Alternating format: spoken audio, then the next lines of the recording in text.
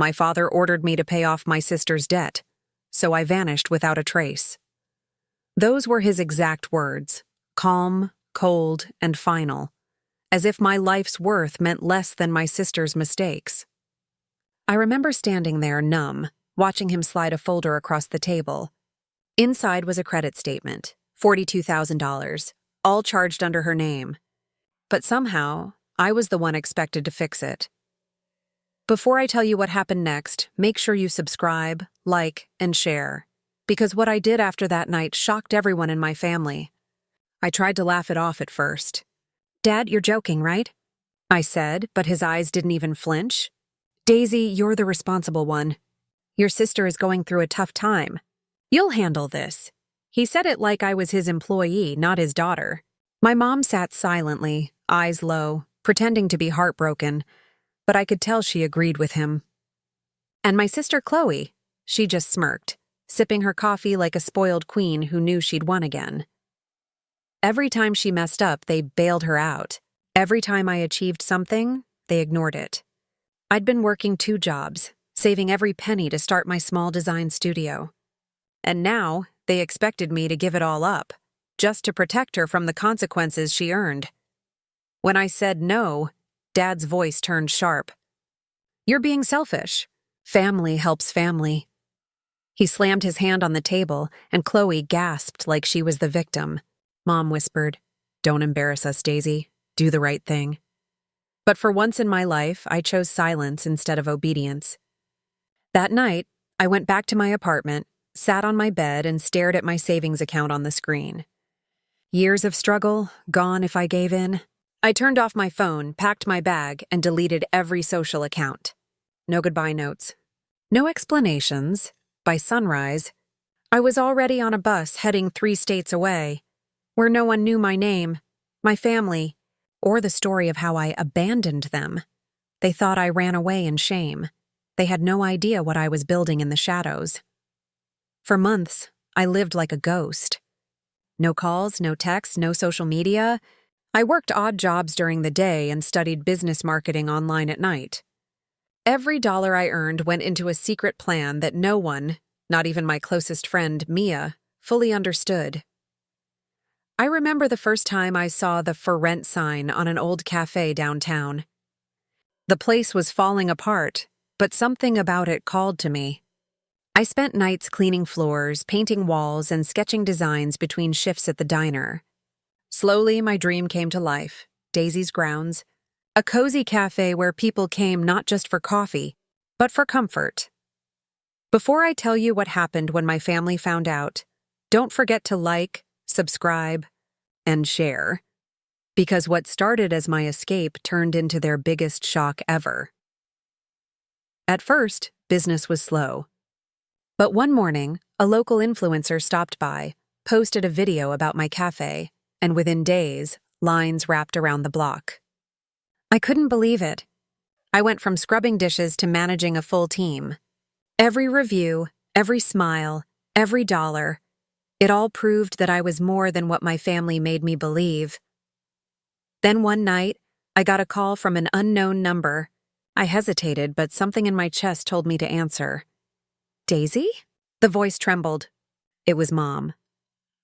"Sweetheart, your father's been looking everywhere. Chloe's in trouble again. She needs help." I stayed silent. The background noise sounded like chaos. Shouting, crying. "She took another loan. She said she thought you would help again," Mom whispered. I almost laughed. After everything, they still saw me as their backup plan. "Mom," I finally said, my voice calm but cold. "I'm not the same Daisy you knew." There was a pause, then a faint gasp. "What do you mean?" I took a deep breath, glancing around my bustling cafe filled with happy customers. "Let's just say, this time she'll have to pay her own debt." But deep inside, I knew something bigger was coming, because my family didn't take no easily. A week later, I saw their faces again, not in person, but on my cafe's security cameras. They had found me. It was a Sunday morning rush. The cafe was full, laughter echoing, coffee machines hissing, when the door suddenly opened, and there they were. My father, mother, and Chloe standing at the entrance like ghosts from a nightmare. My heart dropped, but I forced a calm smile. "Table for 3?" I asked, pretending not to know them. Before I go on, make sure you like, share, and subscribe, because what happened in the next 5 minutes changed everything. Dad's jaw clenched. "So this is where you've been hiding," he said loudly, drawing stares from customers. "Playing businesswoman while your family suffers?" I tried to stay composed, but my hands trembled slightly. Mom looked around nervously, whispering, "Please, Daisy, we didn't come to fight." But Chloe, she had that same smirk, just like the day I left. "Nice place," she said. "You must have done well. Maybe you can finally help me out again?" The nerve. My employees froze, unsure whether to step in. I motioned them away. "You shouldn't have come here," I said quietly. But my father raised his voice, making sure everyone heard. "You're ungrateful. After all we did for you, this is how you treat your own blood?" His words were sharp, rehearsed, a perfect performance of a victimized father. Customers were whispering, recording on their phones. And then Chloe started crying. "I'm being harassed by loan collectors, Daisy. They said they'll come after Mom and Dad if I don't pay." "Please, you can afford it. Just this once." I looked at her tear-streaked face, remembering how many times I'd been guilt-tripped before. But this time was different. This time, I wasn't powerless. "Actually," I said, pulling something from my bag, a document sealed with a bank stamp. "You're standing in my cafe owned by me. Every chair, every light, every bean here is paid for with money you all said I'd never make." Dad's expression faltered, confusion flickering for a second. "What are you talking about?" "I didn't just survive," I said, voice steady. "I built something, while you mocked me, while you drained me, while you made me feel like nothing." The cafe went silent. Even Chloe's fake sobs stopped, but just as I thought I'd won, my father's next words sliced through the air like ice. "If that's true," he said coldly, "then you owe us. We raised you, we made you, and if you don't pay your sister's debt now, we'll make sure everyone knows the real Daisy." The crowd gasped. I froze. The real Daisy? What was he talking about? Then Chloe smiled, not with innocence, but victory. "Guess it's time she found out what we kept from her all these years." My heart pounded so hard I could barely hear the chatter around us. "What are you talking about?" I asked, but Chloe just tilted her head, eyes gleaming with something dark. Dad folded his arms. "You really think you're better than us now, don't you, Daisy? Maybe it's time you learn the truth about who you really are. Before I tell you what came next, make sure you like, share, and subscribe. Because the truth that came out next left everyone speechless." Mom's voice trembled as she tried to stop him. "James, please, not here." But he ignored her. "You were never supposed to know this," he said, leaning closer, lowering his voice just enough for the cafe to grow quiet, trying to hear. "You're not even our biological daughter. We took you in when you were 3, because your real father owed me money." The world froze. Every sound vanished. For a moment, I thought I'd misheard him. "You're lying," I whispered. But Chloe's smirk told me it wasn't a lie. "Dad, stop," Mom said, tears forming. "It wasn't like that," he cut her off. "Oh, it was exactly like that.